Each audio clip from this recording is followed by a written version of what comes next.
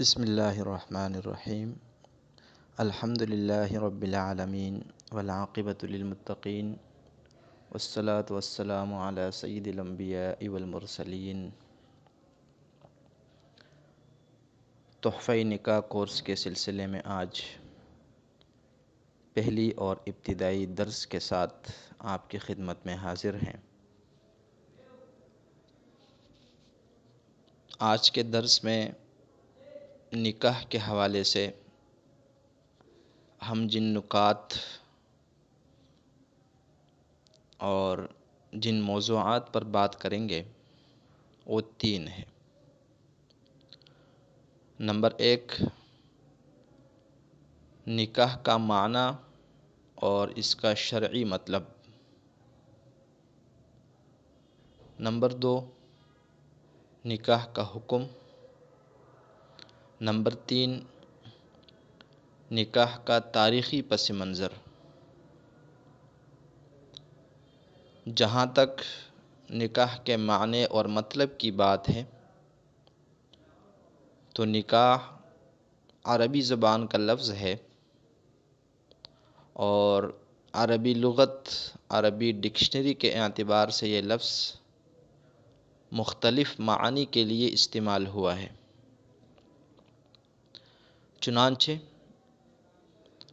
لفظ نکاح کا ایک مطلب حقوق زوجیت کی ادائیگی بھی ہے اور نکاح کا مطلب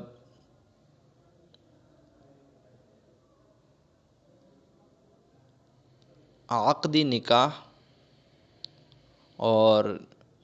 کسی مرد کا کسی عورت کے ساتھ جائز طریقے سے رشتہ ازدواج جوڑنا، یہ تو اس کا لغوی معنی ہے اور یہ عربی ڈکشنری کے اعتبار سے اس کا معنی ہے۔ جہاں تک شرعی معنی کی بات ہے اور اصطلاحی مفہوم کی بات ہے تو اس حوالے سے علماء کرام نے نکاح کے مختلف مطالب بیان فرمائے ہیں، لیکن ان تمام کے تمام معانی اور تعریفات کا اور اصطلاحات کا خلاصہ یہ ہے کہ نکاح کا مطلب کسی مسلمان مرد اور عورت کے درمیان مال کے ایک مقررہ مقدار کے عوض رشتہ ازدواج قائم کرنا، اس کو نکاح کہا جاتا ہے۔ جہاں تک نکاح کے حکم کی بات ہے تو انسانی حالات اور عوارضات کے مختلف ہونے کی وجہ سے نکاح کا حکم بھی بدلتا رہتا ہے۔ چنانچہ بعض حالات ایسے ہوتے ہیں جہاں نکاح کرنا واجب ہو جاتا ہے، بعض مواقع ایسے ہیں جہاں نکاح سنتی مؤکدہ ہے، بعض مواقع پر نکاح مستحب ہے اور بعض مواقع ایسے ہیں جہاں پر نکاح کرنا مکروہ تحریمی ہے اور بعض مواقع پر نکاح حرام بھی ہو جاتا ہے۔ چنانچہ اگر کوئی مرد یا کوئی خاتون ایسی ہے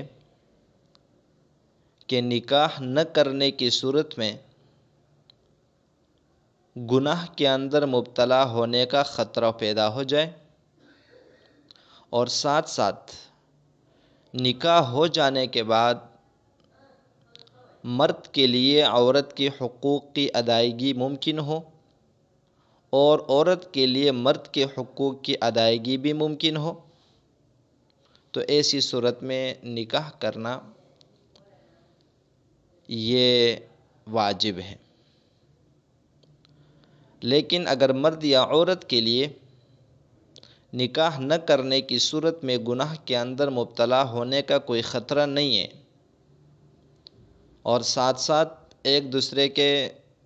حقوق کی ادائیگی بھی ممکن ہے نکاح کی صورت میں، تو ایسی صورت میں نکاح کرنا سنتی مؤکدہ ہے۔ لیکن اگر کوئی مرد یہ سمجھتا ہے کہ نکاح کرنے کی صورت میں شاید بیوی پر ظلم و ستم شروع کر دوں، یا شاید بیوی کے جو شرعی حقوق ہے وہ ادا نہ کر سکوں، خطرہ ہو اس کا، تو ایسی صورت کے اندر نکاح کرنا مکروہ تحریمی ہے۔ اور اگر شوہر کو اس بات کا یقین ہے کہ نکاح کرنے کی صورت میں یقینی طور پر بیوی پر ظلم کروں گا، میرا مزاج ایسا ہے، میری طبیعت ایسی ہے، فطرت ایسی ہے، اور ساتھ ساتھ حقوق کی ادائیگی بھی ممکن نہ ہو، یا عورت اس طرح سمجھتی ہے، تو ایسی صورت میں نکاح کرنا حرام ہو جاتا ہے۔ جہاں تک نکاح کے تاریخی پس منظر کی بات ہے، تو اس زمین پر انسانوں کی آبادی سے پہلے فرشتے آباد تھے، اور جو فرشتوں کی آبادی تھی، ان فرشتوں کی آبادی سے بھی پہلے جنات یہاں رہا کرتے تھے، لیکن جب جنات کی سرکشی بڑھ گئی اور ظلم و ستم زمین پر شروع ہو گیا، قتل و غارت شروع ہو گئی، تو اللہ تعالیٰ نے آسمان سے فرشتوں کا لشکر بھیجا، اور اس لشکر نے آ کر اس زمین کو جنات سے پاک اور صاف کر دیا۔ اس کے بعد اللہ تعالیٰ نے ارادہ فرمایا کہ اب میں زمین کے اندر ایک اور مخلوق کو آباد کروں گا جو میری خلافت کا حق ادا کرے گا اور یہ ذمہ داری اٹھائے گا۔ تو اللہ تعالیٰ نے جب اس ارادے کا اظہار فرشتوں کے سامنے کیا، تو فرشتوں کے سامنے چونکہ جنات کا ماضی موجود تھا، اس لیے انہوں نے کہا کہ آپ ایک ایسی مخلوق کیوں پیدا کرنا چاہتے ہیں جو زمین میں جا کر فساد کریں گے، خون بہائیں گے؟ آپ کی تقدیس، آپ کی تعریف، آپ کی تحمید اور تسبیح کے لیے ہم کافی ہیں۔ لیکن اس وقت بھی اللہ تعالیٰ نے یہی فرمایا تھا کہ جو میں جانتا ہوں وہ تم نہیں جانتے۔ لہٰذا اللہ تعالیٰ نے اپنے اس ارادے کو جب عمل کی صورت اور شکل دے دی، اور انسان اللہ کے خلیفہ ہونے کی صورت میں دنیا پر آیا، اور اللہ تعالیٰ نے انسانوں کے ذریعے سے اس دنیا کی آبادی کا ارادہ فرمایا، تو اس کے لیے دو چیزوں کی ضرورت تھی۔ ایک تو یہ ہے کہ انسان اپنے معاش کی فکر کرے، اور دوسرا یہ ہے کہ انسان اپنے نسل کو آگے بڑھائے۔ معاش کا انتظام کچھ یوں کیا گیا کہ انسان کو زراعت، صنعت، تجارت، حرفت اور مختلف چیزوں کا علم دیا گیا، اور پھر اللہ کے حکم سے انہی چیزوں کو کام میں لاتے ہوئے انسان اپنے معاشی نظام کو چلانے لگا۔ اب مسئلہ درپیش تھا کہ نسل انسانی کو آگے کیسے بڑھایا جائے، تو اس کے لیے اللہ تعالیٰ کی طرف سے مرد اور عورت کے درمیان نکاحوں کا سلسلہ شروع کیا گیا، تاکہ مرد اور عورت آپس میں ایک عقد قائم کر کے حلال اور جائز طریقے سے، اور پھر اس جائز اور حلال عقد کے ذریعے سے نسل انسانی پروان چڑھتی رہے۔ اور یہ عقد سب سے پہلے دنیا کے دو پہلے انسانوں کے درمیان حضرت آدم اور حضرت حوا علیہ السلام کے درمیان قائم کیا گیا۔ تو حضرت آدم اور حضرت حوا ہمارے اس زمین کے اوپر دنیا کا پہلا شادی شدہ جوڑا اترا تھا،